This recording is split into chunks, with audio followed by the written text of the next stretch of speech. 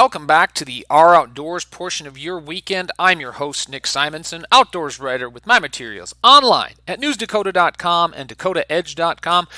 Don't look now. We are getting close to the holiday stretch of the year, and it's always a good time to take stock of the opportunities that are available to us and what a great year we've had, despite the challenges we've seen on the landscape with the pandemic and social distancing and all of those things we've had to live through.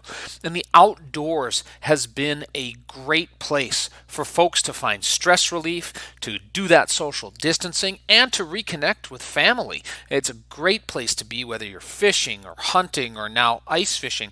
There are so many incredible opportunities right here in North Dakota, and we've seen a lot of great improvements, whether it's access or the number of fisheries or the incredible amount of high quality animals, whether you're talking upland game or big game or waterfowl, to pursue here in North Dakota, and so much to celebrate despite the challenges that we have all been through.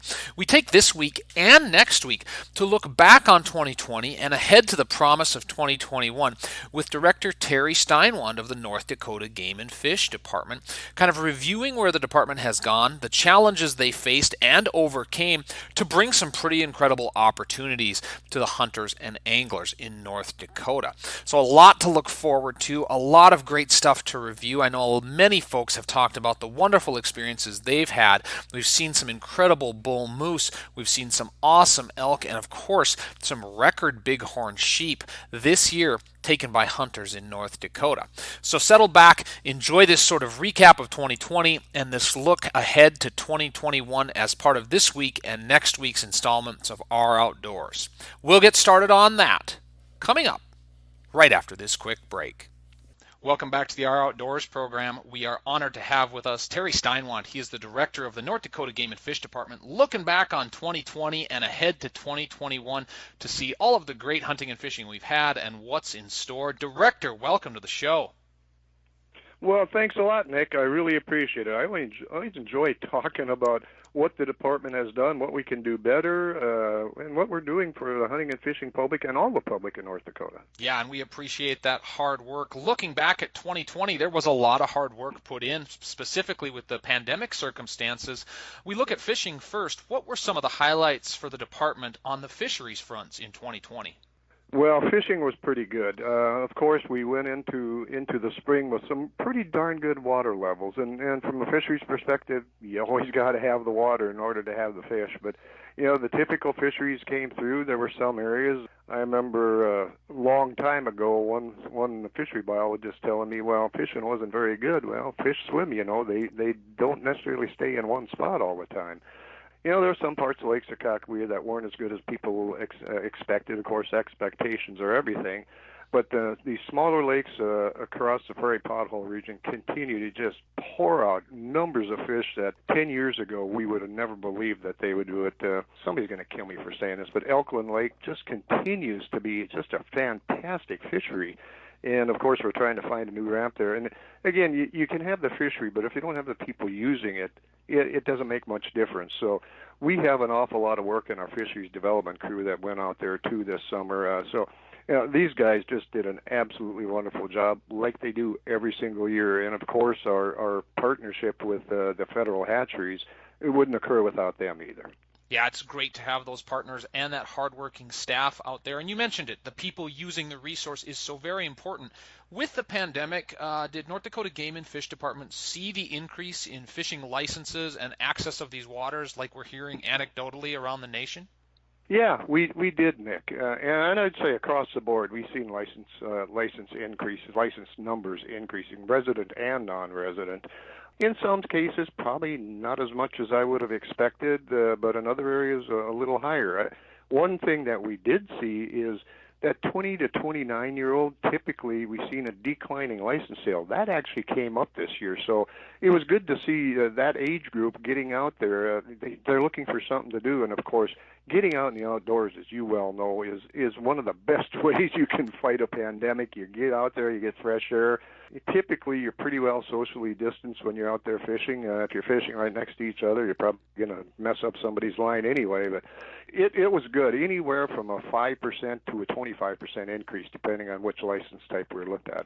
Boy, that is a fantastic jump when you talk about a quarter. It's good to hear folks getting out there, and your people were getting out there, the different agency personnel, staff, the temporary part-time folks, putting in the efforts in terms of egg collection, stocking, surveying. Talk about how Game and Fish pulled that off and why it's so important to continue that work and to have that data.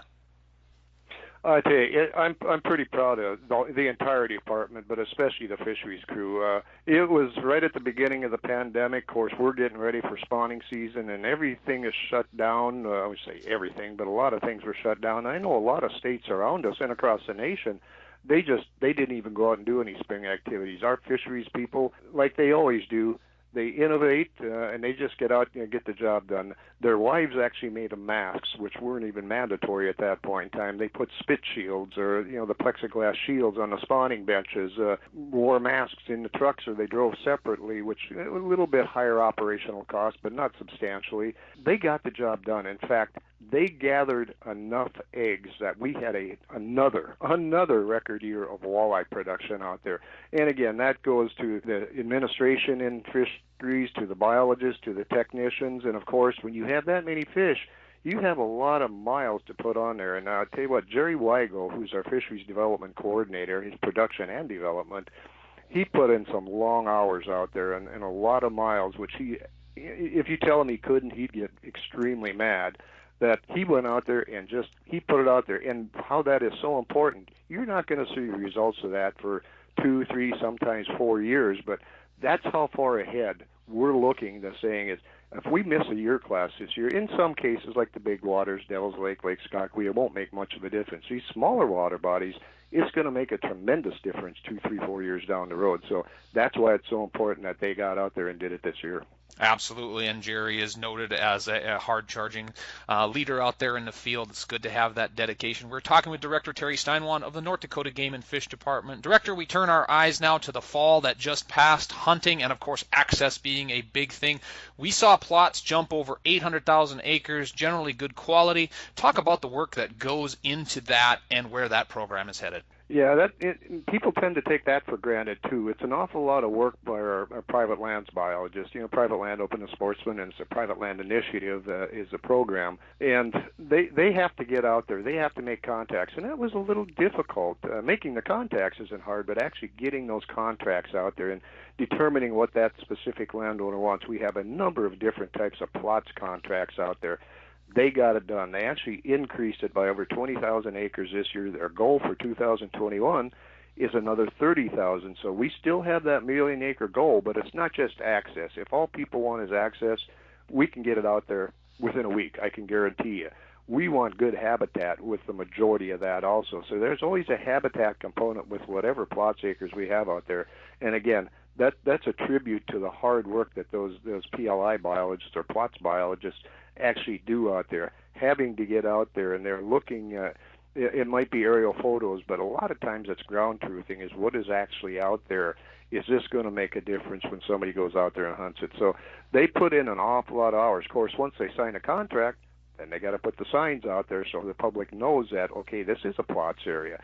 There's an awful lot of work that goes into it, and if you look at one particular program within the Game and Fish Department, that is about a quarter of our budget for plots, and that's an awful lot of money, but money well spent also. Absolutely. When we look to plots, particularly west of Bismarck, we saw a good deal of haying with the dry conditions, and there seemed to be a lot of that this year. Is there a mechanism, whether through those contracts or monetary payments, that limits that, or how does that factor in with the reasonable use of plots in relation to having that habitat? For the working lands plots, they go out there, and of course the public doesn't know. If they look at our plots booklet, they don't know if it's a working lands or CRP or whatever, but we actually pay for that habitat also. So they actually, our plots biologists actually get out there every fall, maybe late October, early November, before we actually pay these landowners for that plots contract. If they have agreed to not hay that area and it's hayed, their payment is decreased. So they're not getting the full payment if they said, well, we're not going to hay this. And 99.9% of them will call us and say, well, I have to adjust. I really need the hay. And in a year like this, it was pretty critical. But they also understand that, okay, their payment is going to be less as a result of that, too. So, yeah, we do adjust based on that. Yeah, and that's good to know. Like you said, that ground truthing, people walking out there and finding that's key to them. Talking with Director Terry Steinwand of the North Dakota Game and Fish Department. Director, another story from out west, EHD. That was the big story with the Game and Fish offering refunds to those whitetail hunters in those select western units. How big of a hit do you think that was to the whitetail populations and maybe even to hunter success this fall? We don't have the entire database cleaned up yet on that, but we only shoot for about 70% as a success rate for deer gun hunting. And I think we came pretty darn close this year. The last I heard, we were right around 69%, but again, all the data wasn't in yet. In terms of how bad did EHD hit the deer population, we're probably not really going to know that until all that data is in. Plus, if we're able to do our winter aerial surveys to see did it actually hit it. What I do know is we had around 500 requesting the refund that we had offered out there, knowing full well that we want a quality experience for the deer hunters out there too. If we didn't know, and we still don't know, how bad it hit the population, but if they go out there and say, "Oh, gee whiz, there's no deer out here. That Game and Fish just a bunch of money grubbers," we are not a bunch of money grubbers. We want to have that quality experience, but again, we need that money to manage that herd out there too. You bet. And speaking of quality experiences, from browsing the web and seeing the different social media posts, have you ever seen a year with such big moose and elk taken in North Dakota? And it seems the quality that you mentioned of those once-in-a-lifetime animals has just exploded. What is that a function of? Management, or are we just seeing more of them posted? Well, yeah, probably seeing more of them posted, but I tell you, social media has been on the landscape for a few years now, so I think there were just more quality animals out there, and again, part of it's habitat, the food source.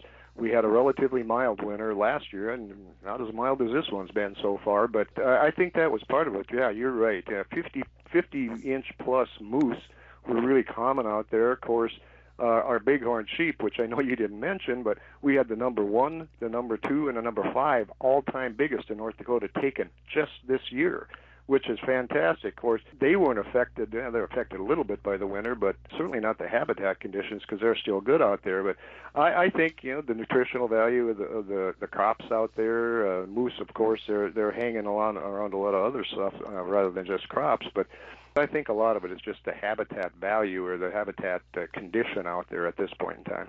Excellent. We're going to pause there, folks, for this week. I hope you enjoy your pre-Christmas weekend out there with friends and family and have a good time on that new ice, being safe and cognizant of its thickness and its quality, and have some fun in the field as well as we wrap up those upland game seasons. We'll continue our interview with Director Terry Steinwand on next week's installment of Our Outdoors.